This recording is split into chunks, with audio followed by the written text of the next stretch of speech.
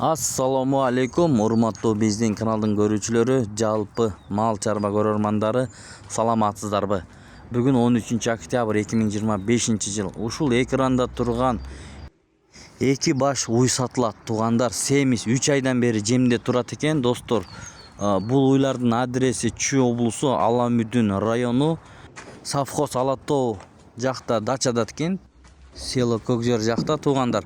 3 айдан бери жемде турат экен. Булардын бааларына келип токтолсок, достор, ушул эки баш ар бирин 98 000 сомдон сурап жатат. Ээси номер экранда болот. Байланышып, чалып, ээси менен сүйлөшүп, доставкаларын келишип алсаңыздар болот.